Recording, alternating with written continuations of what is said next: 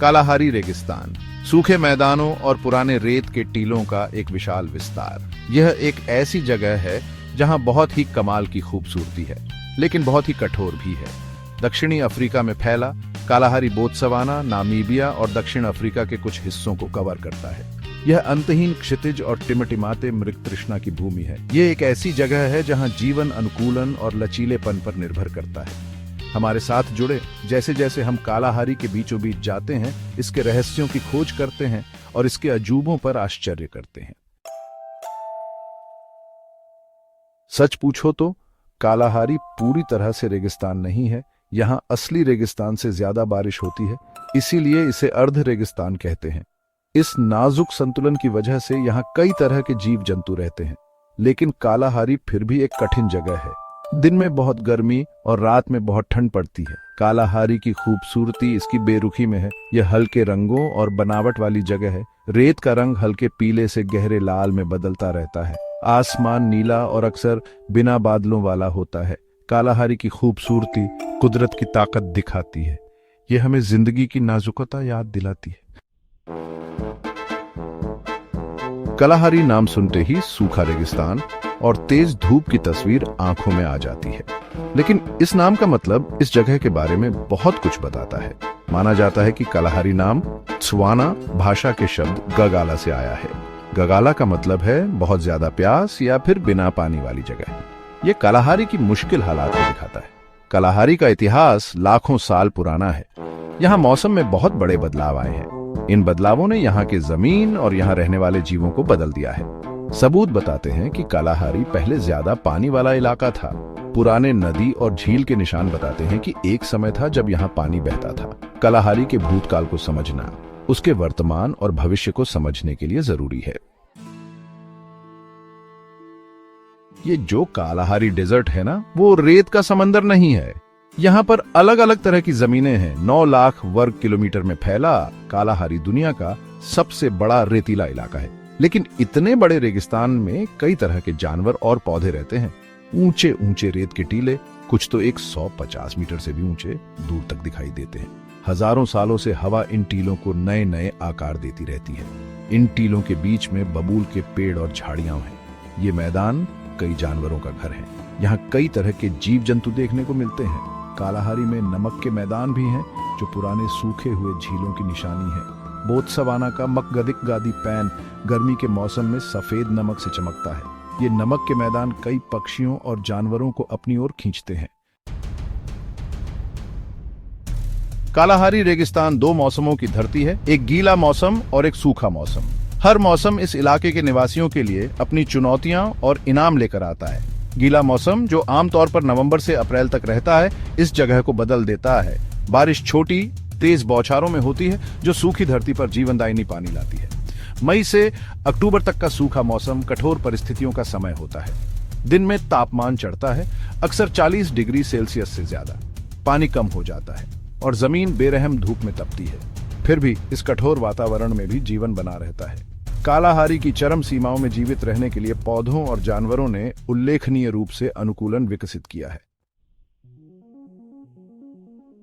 भले ही यहाँ की हालत थोड़ी कठिन है, लेकिन कालाहारी डेजर्ट जिंदगी से भरा हुआ है।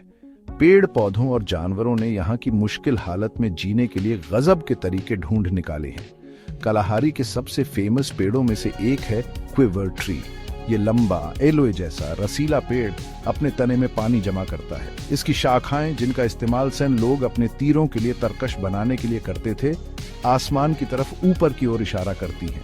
कालाहारी कई तरह के जानवरों का भी घर है, जो रेगिस्तान की चुनौतियों के हिसाब से ढल गए हैं। स्प्रिंगबॉक, एक खूबसूरत एंटीलोप, हफ्तों तक बिना पानी के रह सकता है। इसे जो नमी चाहिए होती है, वो जो पौधे खाता है उससे मिल जाती है। मीरकट, एक छोटा सा मिलनसार मंगूस, ने मिलजुल कर रहने का तरीका अपनाया है। इससे उन्हें खाना ढूंढने और शिकारियों से बचने का बोझ एक दूसरे के साथ बांटने में मदद मिलती है। कालाहारी में पाए जाने वाले दूसरे जानवरों में शेर, तेंदुए, चीते और भूरे रंग के लकड़बग्घे शामिल हैं। ये शिकारी रेगिस्तान के खुले मैदानों में शिकार करने के हिसाब से ढल गए हैं। इनकी तेज इंद्रियां और फुर्ती उन्हें इस मुश्किल जगह में रहने में मदद करती है। कालाहारी की जैव विविधता कुदरती चयन की ताकत का सबूत है। ये हैं सांड, कालाहारी के बच्चे।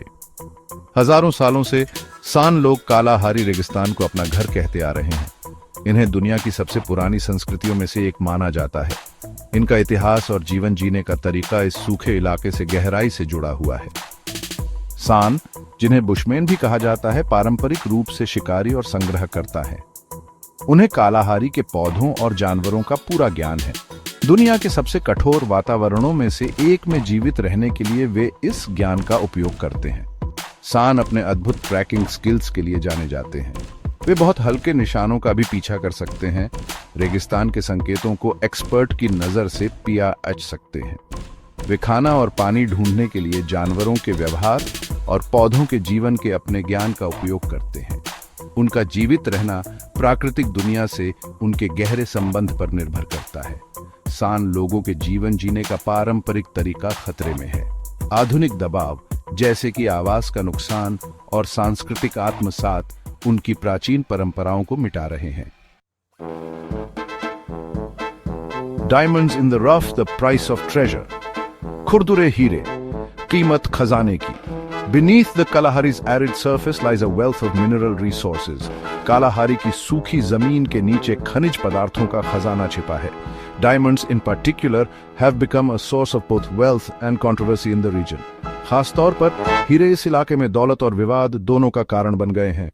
The discovery of diamonds in the Kalahari in the 1960s brought about significant economic changes. 1960 के दशक में कालाहारी में हीरों की खोज ने अर्थव्यवस्था में बड़े बदलाव लाए। But it also led to the displacement of indigenous communities. लेकिन इसकी वजह से आदिवासी समुदायों को भी अपना घर छोड़ना पड़ा। The San people, who had lived in the central Kalahari Game Reserve for generations, were forcibly removed from their ancestral lands to make way for diamond mining. San लोग, जो पीढ़ियों से सेंट्रल कालाहारी गेम रिजर्व में रहते आए थे, उन्हें हीरे की खदान के लिए जबरदस्ती अपनी जमीन से बेदखल कर दिया गया। This displacement, which began in the 1980s and continued into the 2000s, has been widely condemned as a violation of the San's human rights. यह विस्थापन, जो 1980 के दशक में शुरू हुआ और 2000 तक चला, सैन लोगों के मानवाधिकारों का उल्लंघन माना गया है। The San's eviction from the Central Kalahari Game Reserve highlights the complex ethical dilemmas associated with resource extraction. सैन लोगों को सेंट्रल कालाहारी गेम रिजर्व से निकालना, संसाधन निकालने से जुड़ी नैतिक दुविधाओं को दर्शाता है। कालाहारी का भविष्य, एक साझा जिम्मेदारी। कालाहारी डेजर्ट का फ्यूचर अनसर्टन है। क्लाइमेट चेंज, हैबिटेट लॉस और बढ़ती ह्यूमन पॉपुलेशन का असर एस नाजुक इकोसिस्टम पर पड़ रहा है। कालाहारी का डेलिकेट बैलेंस बिगड़ रहा है। यह हमारी जिम्मेदारी है कि हम IS यूनिक और वैल्यूएबल विल्डरनेस को प्रोटेक्ट करें। कालाहारी की बायोडायवर्सिटी और सन लोगन की कल्चरल हेरिटेज को बचने के लिए कंजर्वेशन एफर्ट्स चल रहे हैं। इन एफर्ट्स में प्रोटेक्टेड एरियाज बनाना, सस्टेनेबल टूरिज्म को बढ़ाना और इंडिजिनस कम्युनिटीज के राइट्स को सपोर्ट करना शामिल है। कालाहारी का फ्यूचर हमारी कलेक्टिव एक्शन पर डिपेंड करता है। ह्यूमेन साथ मिलकर काम करना होगा ताकि ये एक्स्ट्राऑर्डिनरी लैंडस्केप आने वाली जनरेशंस के लिए भी फ्लोरिश करता रहे। निष्कर्ष, सुरक्षा की जरूरत में एक अमर जमीन। कालाहारी रेगिस्तान जीवन के अनुकूलन और दृढ़ता की शक्ति का प्रमाण है। यह एक कठोर सुंदरता और माफ न करने वाली अति की भूमि है, लेकिन यह एक महान सांस्कृतिक और पारिस्थितिक महत्व का स्थान भी है। विशाल रेत के टीलों से नाजुक रेगिस्तानी फूलों तक, कालाहारी के अजूबे कभी भी विस्मित करना बंद नहीं करते। लेकिन यह अमर जमीन खतरे में है। इसकी रक्षा करना हम पर निर्भर है। कालाहारी की जटिलताओं को समझकर और उसकी नाजुकता की सराहना करके हम आने वाली पीढ़ियों के लिए इसके अस्तित्व को सुनिश्चित करने में मदद कर सकते हैं।